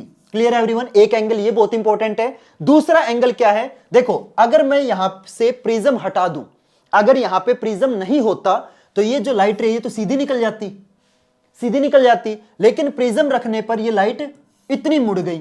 तो ये लाइट अगर प्रिज्म नहीं होता तो कैसे जाती, सीधी चली जाती, लेकिन प्रिज्म रखने के बाद जो लाइट है वो इतनी मुड़ गई। तो प्रिज्म की वजह से लाइट कितनी मुड़ी है उसको क्या बोलते हैं, एंगल ऑफ डेविएशन, जो कि होता है ये वाला एंगल। कि अगर प्रिज्म नहीं होता तो जो लाइट है ये ऐसे सीधी चली जाती, लेकिन प्रिज्म होने की वजह से लाइट ऐसे गई है। तो ये जो बीच का एंगल होगा इसे क्या बोलते हैं, एंगल ऑफ डेविएशन। कि भाई जो आपका प्रिज्म हो कितना पावरफुल है कि वो लाइट को कितना मोड़ सकता है। अगर ये लाइट इधर इतनी मुड़ती तो, यानी कि जो प्रिज्म है बहुत ज्यादा पावरफुल है। तो प्रिज्म लाइट को कितना मोड़ता है, कितना एंगल ऑफ डेविएशन आपका बड़ा होगा ना, उसके ऊपर डिपेंड करता है। क्लियर एवरीवन कि प्रिज्म आपका कितना ज्यादा पावरफुल है। पावरफुल कैसे पता चलेगा? प्रिज्म आपका जितना ज्यादा डेंसर होगा, एंगल ऑफ डेविएशन उतना ज्यादा होगा, वो उतनी लाइट को मोड़ेगा।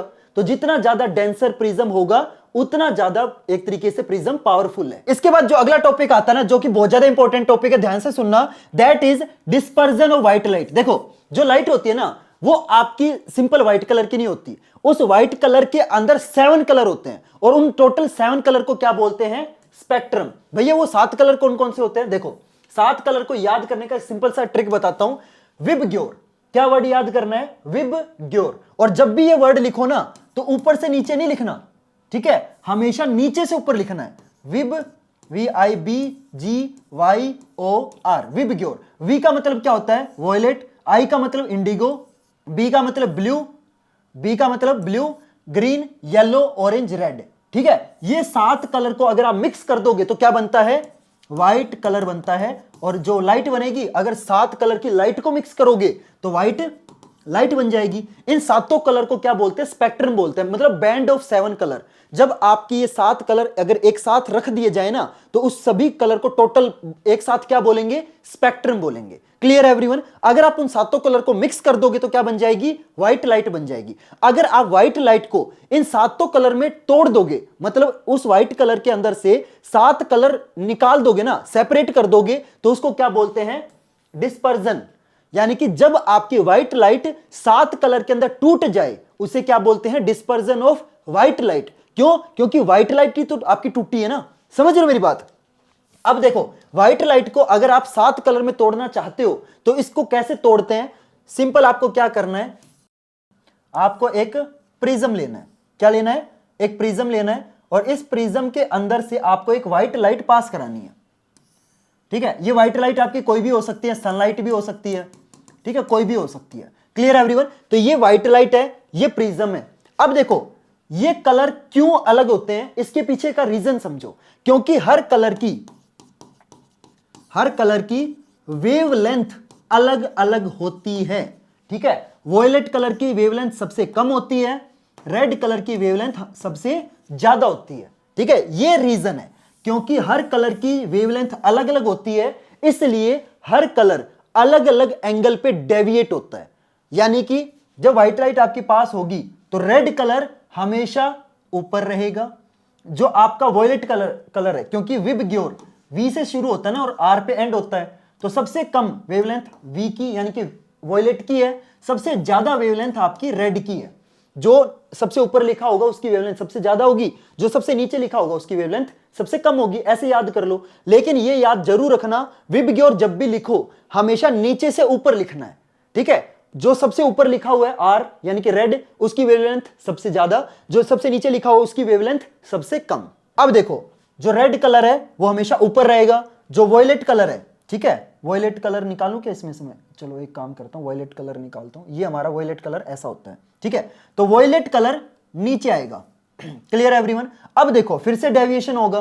क्यों? क्योंकि देखो पहले अंदर घुसे तो थोड़ा सा मुड़ा, लेकिन जब डेंसर से रेयर में जाएगा तब और मुड़ेगा, है ना? तो ये जो रेड कलर है मुड़ेगा, पर रेड कलर की वेवलेंथ ज्यादा होती है, इसलिए रेड कलर सबसे कम मुड़ता है, सबसे कम डेविएट होता है। मैंने बताया था ना एंगल ऑफ डेविएशन, कि कोई भी लाइट कितनी मुड़ रही है, प्रिज्म उसको कितना मोड़ रहा है, वो उसका एंगल ऑफ डेविएशन होता है। तो आपका रेड कलर सबसे कम मुड़ता है, एंड वहीं पे जो वॉयलेट कलर है ये आपका सबसे ज्यादा मुड़ेगा।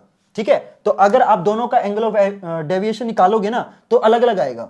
ये ऐसे जा रही थी और ये एंगल ऑफ डेविएशन देखो वॉयलेट कलर का बहुत ज्यादा है, एंड वहीं पे अगर आप रेड कलर का निकालोगे तो बहुत कम निकलेगा।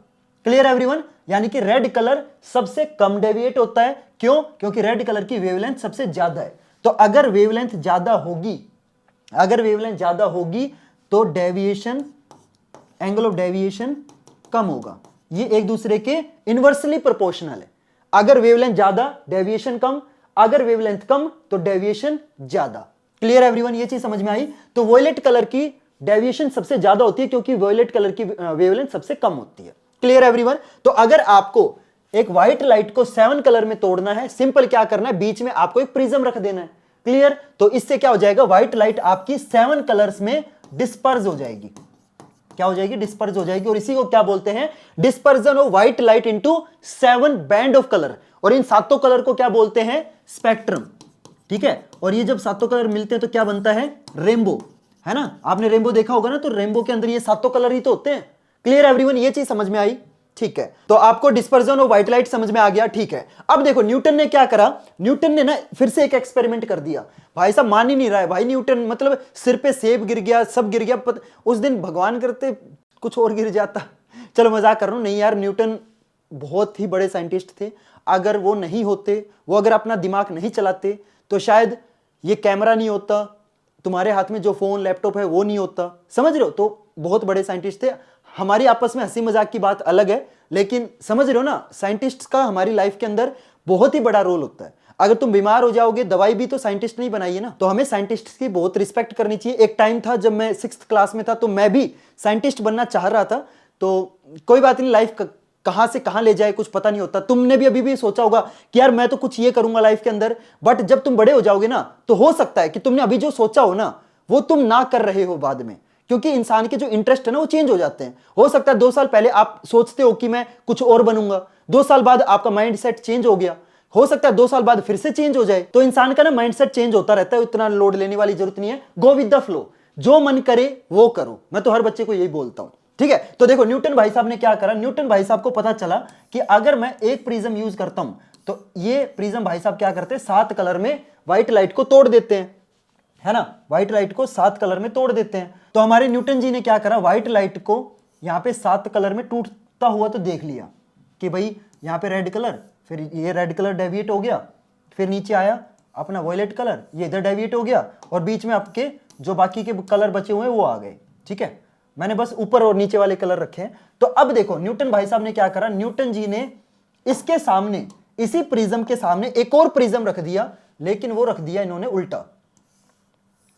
ठीक है, ये रख दिया इन्होंने उल्टा। तो अब क्या होगा, अब देखना, ये जो रेड कलर है वो यहां जाएगा, और ये जो वॉयलेट कलर है वो यहां जाएगा, और जब लाइट बाहर निकलेगी इस प्रिज्म से, तो वो व्हाइट कलर की बन के निकलेगी। Clear everyone? तो अगर आप एक सिंगल प्रिज्म रखोगे तो वो व्हाइट लाइट को 7 कलर में तोड़ देगा, लेकिन अगर आप इसी प्रिज्म के आगे दूसरा सेम टाइप का प्रिज्म उल्टा करके रख दोगे ना, तो वो इन 7 कलर को वापस से मर्ज करके एक सिंगल व्हाइट लाइट बना देगा। Clear everyone? ये चीज समझ में आई?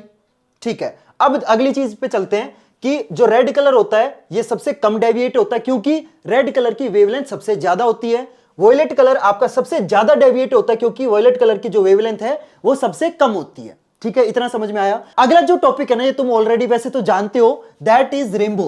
देखो रेनबो बेसिकली बनता कैसे है। रेनबो में ना 2 चीज आपने नोटिस करी होगी, हमेशा नोटिस करी होगी, कि एक तो रेनबो हमेशा ना तब बनता है जब बारिश बंद हो जाती है। ऐसा कभी भी नहीं होगा कि बारिश आ रही है और बारिश के बीच में हमें रेनबो दिख रहा है, ऐसा कभी नहीं होगा। रेनबो हमेशा तब बनता है जब बारिश बंद हो चुकी होती है, राइट? दूसरा, रेनबो कभी भी आपने नोटिस करा होगा, हमेशा सन के अपोजिट डायरेक्शन में बनता है। यानी कि अगर सन इधर है ना, तो रेनबो इधर बनेगा। तो रेनबो हमेशा अपोजिट डायरेक्शन में बनता है। तो 2 चीजें आपने नोटिस करी होंगी हमेशा। अब रेनबो आपका बनता कैसे है वो मैं आपको बताता हूं। तो देखो रेनबो के अंदर है ना एक टॉपिक यूज होगा, that is dispersion of white light. जैसे एग्जांपल से बताता हूं, देखो ये मान लो आपका सन है, ठीक है, सन हमारा येलो कलर में होगा, तो ये हमारा सन है।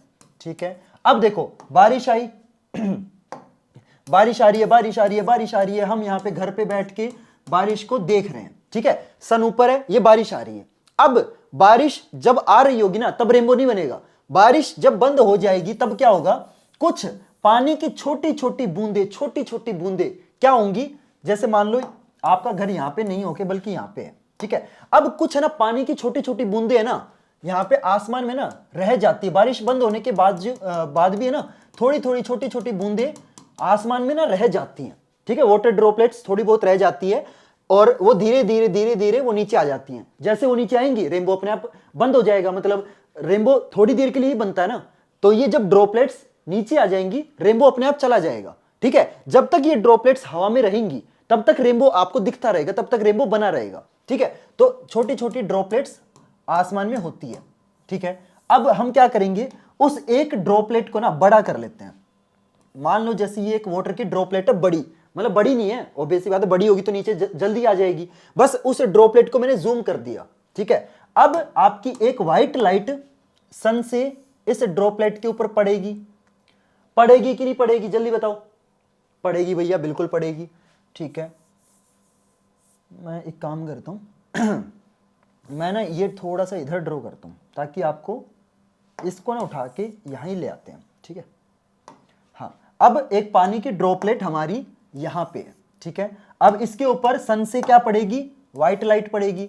अब ऑब्वियस बात है, जो पानी की ड्रॉपलेट है वो डेंसर है ना, बाहर एयर है, पानी की ड्रॉपलेट डेंसर होगी, तो यहां पे क्या होगा, यहां पे होगा आपका रिफ्रैक्शन, रिफ्रैक्शन होगा। तो यहां पे रिफ्रैक्शन होगा तो क्या होगा, डिस्पर्जन होगा।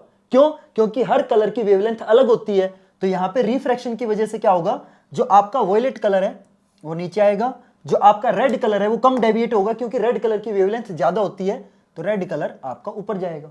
Clear everyone. अब जब ये बाहर निकलेंगे तो ये रेड कलर कम डेविएट होगा, वैसे तो रेड कलर कम ही डेविएट होता है, लेकिन जो आपका पर्पल कलर है, पर्पल कह रहा हूं सॉरी, वॉयलेट कलर है, ये आपका ज्यादा डेविएट होगा, तो ये आपका क्या बन जाएगा, रेनबो।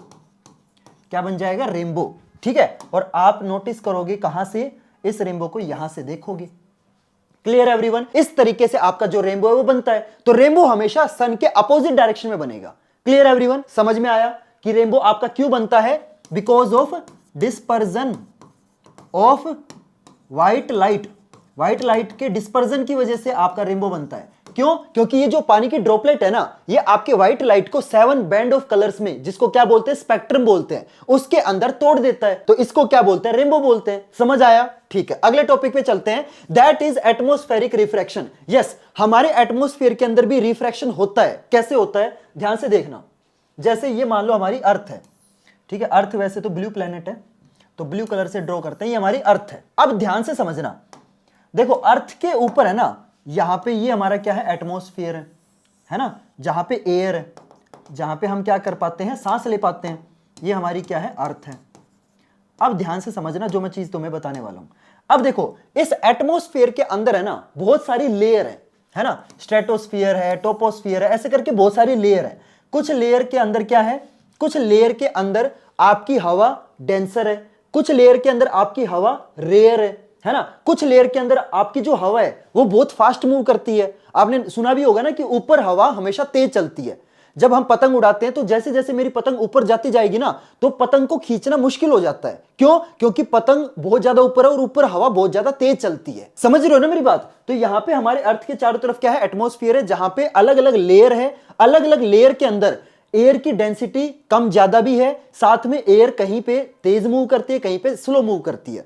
तो एक तरीके से जब इतनी मोटी लेयर एयर की इकट्ठी होगी, और बाहर क्या है, बाहर है हमारा स्पेस, स्पेस बाहर क्या है, बाहर है हमारा स्पेस। अब देखो ये बताओ, स्पेस में तो एयर भी नहीं है, नो एयर, यहां तो कोई भी एयर भी नहीं है, राइट। अब मेरा जो स्टार है, स्टार मेरा यहां पे है, ये स्टार है मेरा, ठीक है। अब देखो यहां पे तो भाई साहब एयर भी नहीं है स्पेस के अंदर। अब जहां पे एयर नहीं है मतलब वैक्यूम है, कुछ भी नहीं है, तो वैक्यूम के कंपैरिजन में जो एयर है वो आपकी डेंसर मीडियम काउंट होगी। समझ रहे हो, वैक्यूम और एयर दोनों में से कौन सी डेंसर है, एयर डेंसर है, क्योंकि वैक्यूम में तो कुछ भी नहीं है। समझ रहे हो, तो यहां पे क्या है, रेयर है। स्पेस क्या है आपका, स्पेस आपका रेयर मीडियम होता है कंपैरिजन के हिसाब से, ठीक है। स्पेस आपका रेयर रहेगा क्योंकि यहां पे वैक्यूम है, और एयर आपकी डेंसर बन जाएगी क्योंकि वैक्यूम के कंपैरिजन में एयर हमेशा डेंसर ही होगी। Clear everyone.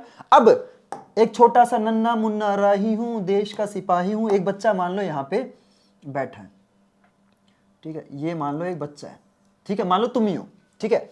अब ये बच्चा क्या करेगा, स्टार की तरफ देखेगा, तो अब बीच में देखो रेयर मीडियम से जब डेंसर मीडियम में लाइट आएगी, क्योंकि स्टार के पास खुद की लाइट होती है, तो यहां से लाइट आएगी है ना इस बच्चे तक, तो बीच में रेयर मीडियम से डेंसर मीडियम में जब लाइट जाएगी तो ऑब्वियस सी बात है उसके अंदर हल्का फुल्का रिफ्रैक्शन होगा। क्यों होगा, क्योंकि यहां पे जो लाइट है वो रेयर मीडियम से डेंसर मीडियम में आ रही है, और इसी कंसेप्ट को क्या बोलते हैं, इसी कंसेप्ट को बोलते हैं एटमॉस्फेरिक रिफ्रैक्शन।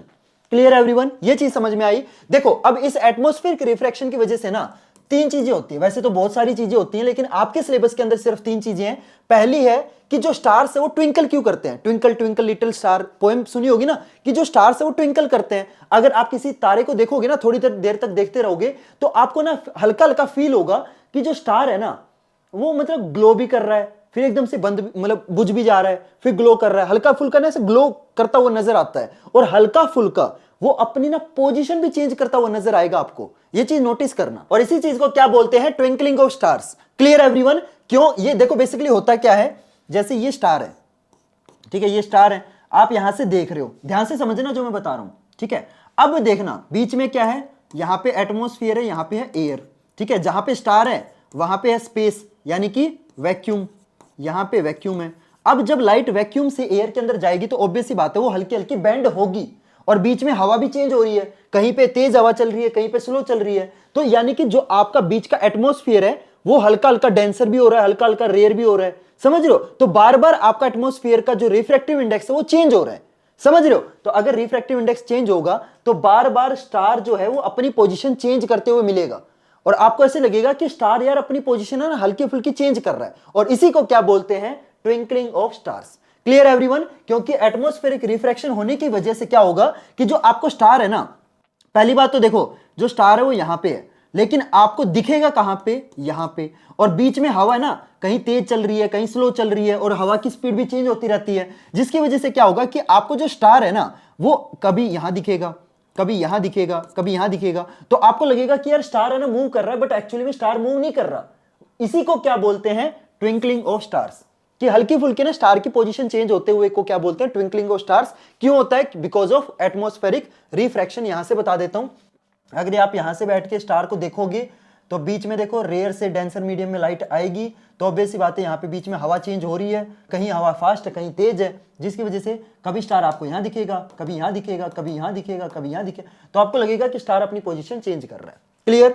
चलो अगले कंसेप्ट पे चलते हैं, that is advance sunrise and delayed sunset. यानी कि देखो जैसे मान लो आप यहां पे हो, मैं इसको थोड़ा जूम कर लेता हूं, जैसे मान लो आप यहां पे हो, ठीक है, आपका सन यहां पे है, अब देखो सन मान लो यहां पे नीचे है, ठीक है, लेकिन एटमॉस्फेरिक रिफ्रैक्शन की वजह से क्या होगा कि जो लाइट है ना ये ऐसे बेंड हो जाएगी और आपकी तरफ पहुंचेगी, लेकिन आपको ऐसे लगेगा कि जो सन है वो एक्चुअली में यहां पे है।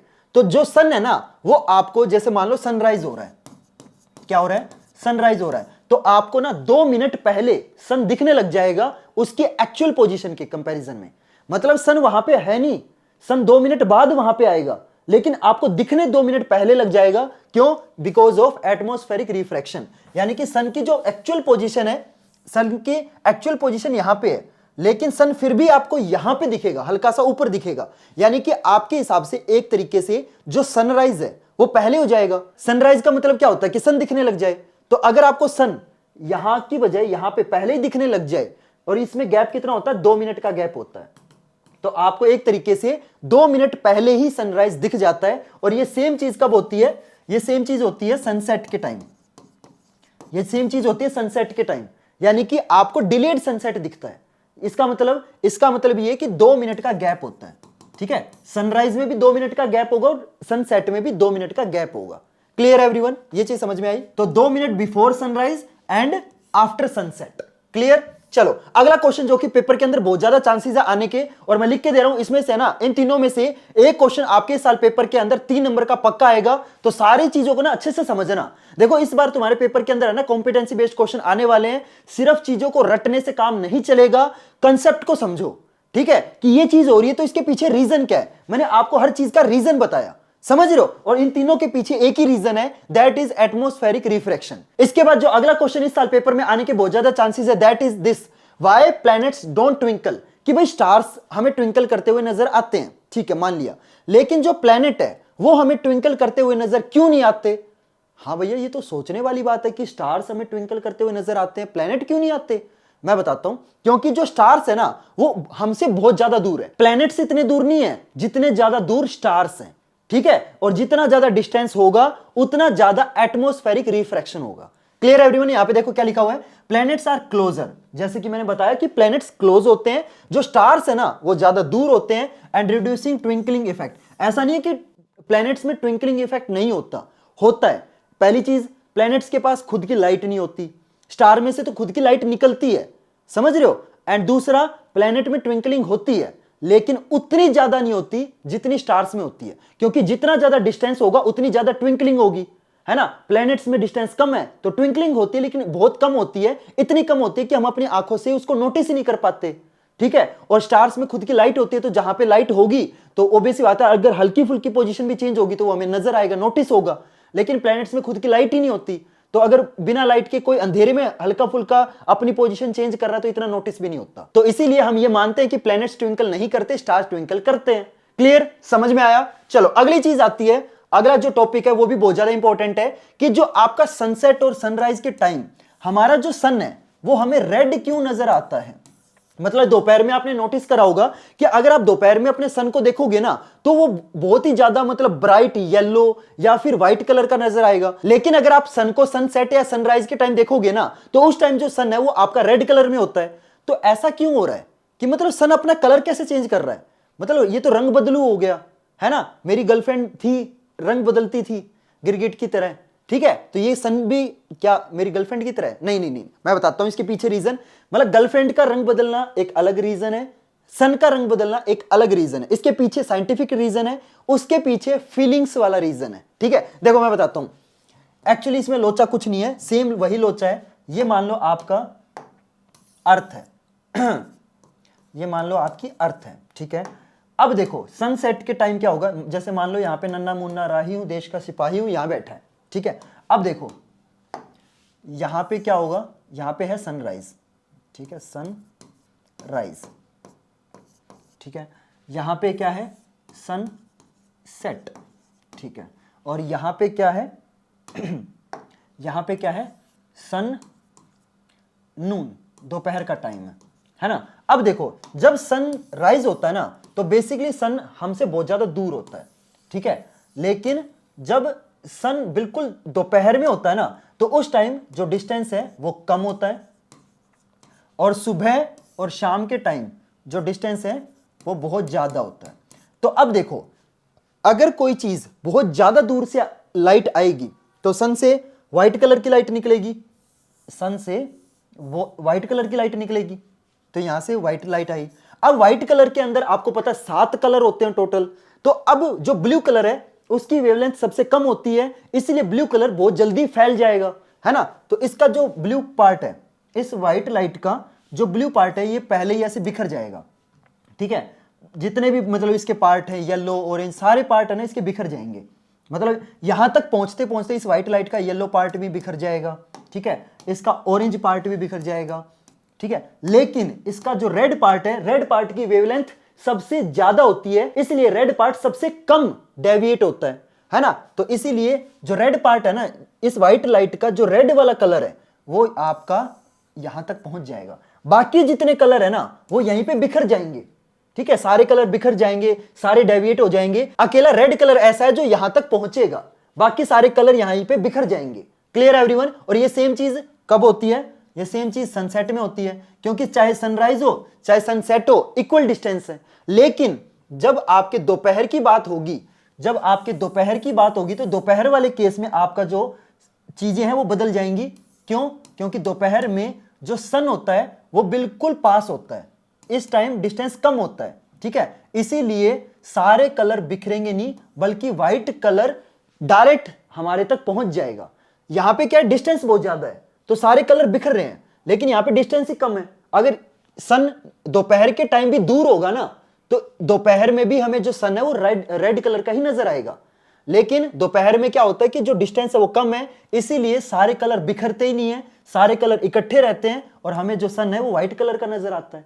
लेकिन सुबह या शाम में क्या होता है कि हमारे बीच में और सन के बीच में डिस्टेंस इतना ज्यादा है कि जितने भी कलर है ना सारे कलर बिखर जाते हैं। अकेला रेड कलर ऐसा कलर है जो बच जाता है और वो हम तक पहुंचेगा। तो ऑब्वियसली बात, अगर सिर्फ रेड कलर हम तक पहुंचेगा तो जो सन है वो हमें रेड कलर का ही नजर आएगा। क्लियर एवरीवन, ये चीज समझ में आई। अगला टॉपिक देखो कि जो हमारा स्काई है वो हमें ब्लू कलर का क्यों नजर आता है। देखो मैं बताता हूं इसके पीछे भी कंसेप्ट क्या है कि आपको पता है जो रेज आती हैं, जो सनलाइट आती है या जो रोशनी आती है अर्थ तक, वो हमारी सन से आती है ना। और यहां पे हमारी जो ब्लू प्लेनेट है हमारी प्यारी धरती माँ जो हमारी अर्थ है यहां पे है, है ना, और नन्ना मुन्ना राही कहाँ बैठा है, नन्ना मुन्ना राही यहाँ बैठा है, ठीक है। और सन को मान लो थोड़ा सा इसके इधर ही रख लेते हैं, ठीक है।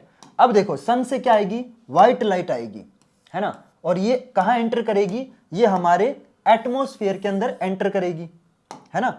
ये जो व्हाइट लाइट है ये हमारे एटमॉस्फेयर के अंदर एंटर करेगी। अब देखो एटमॉस्फेयर के अंदर क्या होते हैं, बहुत सारे डस्ट पार्टिकल होते हैं, है ना, बहुत सारे डस्ट पार्टिकल होंगे, बहुत सारी वाटर ड्रॉपलेट होंगी, बहुत सारी चीजें होंगी, है ना। तो जैसे ही ये व्हाइट लाइट हमारे एटमॉस्फेयर के अंदर एंट्री मारती है तो ये व्हाइट लाइट में सबसे ज्यादा कौन सा कलर बिखरेगा, सबसे ज्यादा कौन सा कलर ऐसा है जो ज्यादा दूर तक ट्रेवल नहीं कर सकता। ऑब्वियस सी बात है, जो रेड कलर है वो तो ट्रेवल कर लेता है क्योंकि उसकी वेवलेंथ ज्यादा है, लेकिन जो वॉयलेट कलर है ना वो ज्यादा दूर तक ट्रेवल नहीं कर पाता क्योंकि वो जल्दी बिखर जाता है। तो इसीलिए क्या होगा, इस व्हाइट लाइट का जो ब्लू वाला पार्ट है, जो ब्लू कलर है, ये पूरे इधर फैल जाता है, ठीक है, पूरा इधर फैल जाता है, लेकिन जो रेड पार्ट है वो नहीं फैलता। इसीलिए जनरली हमें जो सन है वो ऑरेंजिश दिखता है, मतलब दोपहर के टाइम को इग्नोर करके, क्योंकि दोपहर के टाइम जो डिस्टेंस है वो बहुत कम होता है। लेकिन अगर तुम सुबह के 10 बजे देखोगे, सुबह के 9 बजे देखोगे, सुबह के 5 बजे देखोगे, शाम के 4 बजे देखोगे, तो मोस्टली जो आपको सन दिखता है वो येलो या फिर ऑरेंज कलर का दिखता है। अगर आप बिल्कुल सुबह देखोगे या बिल्कुल शाम में देखोगे तो रेड कलर का दिखेगा, क्योंकि जितना ज्यादा डिस्टेंस सन और अर्थ के बीच में होगा ना उतना ज्यादा सन आपको रेड दिखेगा, जितना डिस्टेंस कम होता जाएगा उतना सन आपको व्हाइट कलर का नजर आने लग जाएगा। क्लियर एवरीवन, ये चीज समझ में आई, ठीक है। इसी चीज के ऊपर है ना एक और टॉपिक है कि आपने देखा होगा कि जब सिग्नल होते हैं ना रोड के ऊपर, देखा होगा ट्रैफिक सिग्नल जो होते हैं वो रेड कलर के क्यों होते हैं, ठीक है, या जितने भी डेंजर वाले जो साइन होते हैं वो हम रेड कलर के क्यों बनाते हैं, रेड कलर ही क्यों होता है उसमें। तो ये क्वेश्चन है ना पेपर के अंदर आ सकता है, इसका आंसर बताता हूं। देखो रेड कलर आपको ऑलरेडी पता है, रेड कलर की वेवलेंथ बहुत ज्यादा होती है, इसलिए रेड कलर बहुत ज्यादा दूर से नजर आ जाता है। अगर आप ये जो डेंजर वाले साइन अगर ब्लू कलर के या फिर वॉयलेट कलर के बनाओगे ना तो वो दूर से नजर नहीं आएंगे, लेकिन रेड कलर एक ऐसा कलर है जिसकी वेवलेंथ ज्यादा होने की वजह से रेड कलर दूर से क्लियरली नजर आ जाता है। इसीलिए जितने भी डेंजर वाले साइन होते हैं ना ये हम रेड कलर के इसलिए बनाते हैं। क्लियर एवरीवन, ठीक है। इसके बाद आखिरी टॉपिक आता है आपका Tyndall effect. Yes, Tyndall effect क्या होता है, देखो ध्यान से समझना। अगर आप मान लो एक आपने ना बीकर ले लिया, ठीक है, बीकर के अंदर पानी डाल दिया, अब पानी के अंदर अगर आप लाइट मारोगे ना तो आपको लाइट जाते हुए दिखेगी नहीं, रास्ता नजर नहीं आएगा। लेकिन मान लो अगर आप इसी पानी के अंदर नमक मिला दोगे, salt plus water, salt plus water, तो ये क्या बन जाएगा, ये आपका सोल्ट सॉल्यूशन बन जाएगा। सॉल्यूशन के अंदर भी टिंडल इफेक्ट नहीं नजर आएगा, उसके अंदर से भी जो लाइट है वो आपकी डायरेक्ट पास हो जाएगी। लेकिन अगर मैं पानी के अंदर क्या मिला दूं, पानी के अंदर मिट्टी मिला दूं, ठीक है, सैंड मिला दूं, और उसके बाद अगर आप उसमें से लाइट पास करोगे ना तो आपको क्या नजर आएगा, लाइट आपको जाते हुए नजर आएगी। क्यों, क्योंकि जो लाइट है ना वो मिट्टी के जो पार्टिकल है उससे टकरा के क्या हो जाएगी, स्कैटर हो जाएगी, फैल जाएगी। तो कोई भी लाइट अगर फैलेगी तो ऑब्वियस सी बात है उसका रास्ता आपको पता चल जाएगा। अगर लाइट सीधी जा रही है ना, सीधी जा रही है, तो आपको उसका जो रास्ता है ना वो आपको पता नहीं चलेगा। लेकिन अगर लाइट के रास्ते में कोई पार्टिकल आ गया तो वो पार्टिकल से लाइट टकराने के बाद जो लाइट है वो अपना रास्ता चेंज कर लेगी, बिखर जाएगी लाइट, और लाइट जहां पे बिखरी वहां पे लाइट का जो रास्ता है वो आपको नजर आने लग जाएगा। क्लियर एवरीवन, तो आपको सिंपल क्या करना है, सिंपल आपको एक बीकर लेना है, ठीक है, बीकर के अंदर देखो जो नमक होता है ना वो पानी के अंदर मिक्स हो जाता है, नमक के पार्टिकल से लाइट टकराती नहीं है, जो थोड़े से बड़े पार्टिकल होते हैं ना उससे लाइट टकरा के फैलती है, ठीक है। तो आपको क्या लेनी है, मिट्टी लेनी है, तो पानी के अंदर आपने थोड़ी सी मिट्टी मिक्स कर दी, ठीक है, हल्की फुल्की मिट्टी मिक्स कर दी। अब आपने टॉर्च यूज करके व्हाइट लाइट इसके अंदर पास करी। अब ये जो व्हाइट लाइट है, कोई लाइट इस पार्टिकल से टकरा के फैल जाएगी, इधर जाएगी, इधर जाएगी, है ना, कोई लाइट इस पार्टिकल से टकरा के इधर जाएगी, उधर जाएगी, ऐसे फैल जाएगी। तो आपको क्या होगा, यहां पे ना जो लाइट है ये आपको नजर आने लग जाएगा, इसका रास्ता, लाइट का जो पाथ है वो आपको नजर आने लग जाएगा। क्लियर एवरीवन, ये चीज समझ में आई। बस इसी को क्या बोलते हैं, टिंडल इफेक्ट बोलते हैं। ये आपने देखा होगा सर्दियों के अंदर, आपने नोटिस करा होगा जब धुंध होती है ना तो धुंध के अंदर भी हल्के हल्के वाटर के पार्टिकल होते हैं, है ना। अब उन वाटर पार्टिकल से भी आपकी जो सनलाइट है वो टकरा के फैल जाती है, तो तुम्हें ना धुंध के अंदर भी है ना जो सनलाइट है उसका रास्ता नजर आएगा। सेम चीज फॉरेस्ट के अंदर होती है, फॉरेस्ट के अंदर देखना कहीं पे भी है ना छोटा सा रास्ता होगा ना, फॉरेस्ट के अंदर आपने देखा होगा जो मिट्टी है वो हवा के अंदर उड़ती रहती है, हल्के हल्के जो मिट्टी के पार्टिकल है वो हवा के अंदर होते हैं, तो सनलाइट उन मिट्टी के पार्टिकल से टकरा के फैल जाती है, तो आपको ना वो जो लाइट है आते हुए दिखती है, मतलब उस लाइट का जो आने का रास्ता है, जो पाथ है वो आपको नजर आता है। तो लाइट का अगर आपको पाथ नजर आने लग जाए, इसी को क्या बोलते हैं, टिंडल इफेक्ट बोलते हैं। Clear everyone? होप करता हूं आपको सारी चीजें अच्छे से समझ में आ गई होगी। इसी के साथ हमारा ह्यूमन आई वाला जो चैप्टर ये खत्म होता है। बाकी चैप्टर के भी वन शॉट आपको चैनल पे मिल जाएंगे, सारे चैप्टर के वन शॉट मैं अपलोड करने वाला हूं, तो आपको सिंपल क्या करना है, चैनल को सब्सक्राइब करना है। तो चलो गाइस, मिलते हैं फिर अगली वीडियो में नए चैप्टर के वन शॉट के साथ। तब तक के लिए good bye and have a nice day.